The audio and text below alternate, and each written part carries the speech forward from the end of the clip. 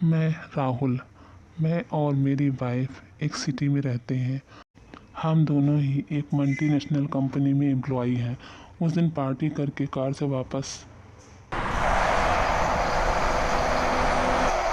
आ रहे थे, तभी कुछ ऐसा घटना घटी हमारे साथ जिसे याद करके आज भी हम लोग डर जाते हैं। ममता, पार्टी से लौटते समय काफ़ी रात हो गई थी, करीब 2 बजे के आसपास।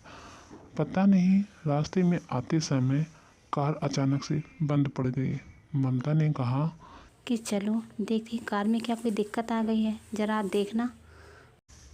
जब मैंने कार को चेक किया तब उसमें कोई भी प्रॉब्लम मुझे नज़र नहीं आई। तभी पता नहीं कहाँ से बिल्ली की आवाज़ आई। ममता ने कहा, राहुल सामने देखो, वो बिल्ली हमें किस तरीके से देख रही है। उसकी आंखें देखो, सुर्ख लाल दिखाई दे रही हैं। राहुल यहाँ से चलो, इस बिल्ली में कुछ तो अलग है। राहुल यहाँ से चलो। मैंने ममता की तरफ गुस्से से देखा और कहा, क्या फालतू की बातें लगा रखी है ममता। अरे कहाँ उसकी आंखें लाल है, वो तो नॉर्मल ही है। और हाँ, चलने की बात कर रही है, हम कैसे चलें, हमारी कार ही स्टार्ट नहीं हो रही। कि मैं अपने भाई को कॉल करती हूँ, शायद वो हमें लेने के लिए आ जाएंगे, फिर कोई दिक्कत नहीं। ममता ने जैसे ही अपना फ़ोन उठाया, उसने देखा उसमें कोई सिग्नल नहीं आ रहा है। ममता ने कहा, राहुल ज़रा देखना, क्या तुम्हारे मोबाइल में कोई सिग्नल आ रहा है। मैंने भी अपना मोबाइल चेक किया, उसमें भी कोई सिग्नल नहीं आ रहा था। यह बहुत अजीब बात थी, ऐसा तो कभी भी नहीं हुआ हमारे साथ, पर हमने इस पर ध्यान नहीं दिया। ममता ने कहा, राहुल गाड़ी को लॉक करो और चलो हम लोग पैदल ही निकल चलते हैं, साथ में हैं तो हम दोनों। मैंने गाड़ी को एक साइड में लगाया और उसे लॉक कर दिया और ममता के साथ पैदल ही चलने लगा। थोड़ी दूर जाने पर मुझे ऐसा लगा जैसे किसी ने मेरा नाम लेकर पुकारा। राहुल, राहुल। मैंने पीछे पलट कर देखा, पर वहाँ मुझे कोई नहीं दिखा। मैंने ममता से कहा, ममता क्या तुमने किसी की आवाज़ सुनी? ममता ने कहा, नहीं तो मैंने तो ऐसा कुछ भी नहीं सुना। क्या हो राहुल। नहीं ममता, चलो। थोड़ी 2-4 कदम चलने पर ऐसा लगा जैसे किसी ने मेरे कंधे पर हाथ रखा हो, पर पीछे मुझे एक काला साया नजर आया। वह इतना लंबा था, करीब मुझसे डबल। इतना लंबा साया देखकर मैं इतना डर गया, जैसे लग रहा था कि मेरा खून जम गया है। मेरे पैर जैसे उठ ही नहीं रहे हैं। तभी ममता ने मेरा हाथ खींचा और फिर से मुझसे कहा, क्या हुआ राहुल, तुम बार बार रुक क्यों जा रहे हो।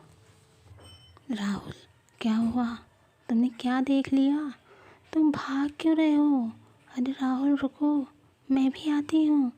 राहुल, राहुल रुको प्लीज़, राहुल रुको। ममता,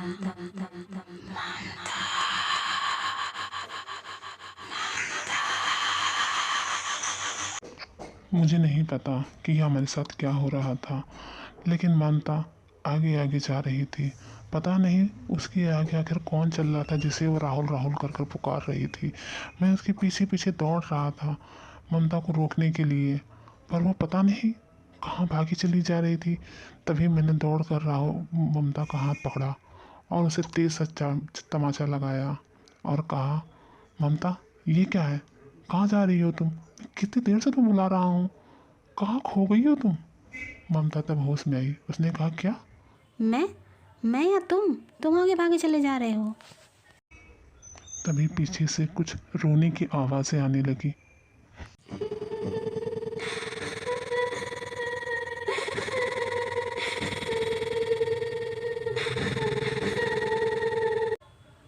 राहुल देखो, किसी के रोने की आवाज़ आ रही है। मैंने कहा, हाँ आवाज़ तो मुझे भी सुनाई दे रही है, पर आसपास कोई दिख तो रहा नहीं है। फिर दोनों हम फिर थोड़ी दूर और आगे चलने लगे। हमारा घर अब ज़्यादा दूर नहीं रह गया था, हम बस थोड़ी देर में पहुंचने वाले थे। ममता ने कहा, देखो राहुल, घड़ी में तो अभी भी 2 ही बजे हैं। मैंने कहा, हाँ सही कह रही है ममता, घड़ी मेरी घड़ी में भी सिर्फ 2 ही बजे हैं। उसके बाद मैंने ममता का हाथ पकड़ा और भागना शुरू किया। तभी मैंने देखा मेरे सामने वो काली परछाई आकर खड़ी हो गई, जैसे उसने हमारा रास्ता ही रोक लिया हो। मैं और ममता साथ साथ भागने लगे, पर हम चाहे जिधर भी जाएं, बार बार वो काली परछाई हमारे आगे आ जाती और हमारा रास्ता रोक कर खड़ी हो जाती। हम भाग भाग कर थक गए थे, क्योंकि चाहे हम कितना भी भाग लें, हम बार बार एक ही स्थान पर आ जाते थे। अब तो ऐसा लग रहा था कि जैसे हमारा घर पहुंचना ही बहुत मुश्किल हो गया हो। समझ नहीं आ रहा था मैं क्या। वह प्रेतनी, वह चुड़ैल, कुछ भी कह लो, मेरे सामने आकर खड़ी हो गई। मैं पूरा पसीने से भीग गया था। मैं क्या बताऊं, मुझे कुछ भी समझ में नहीं आ रहा था। और उसके बाद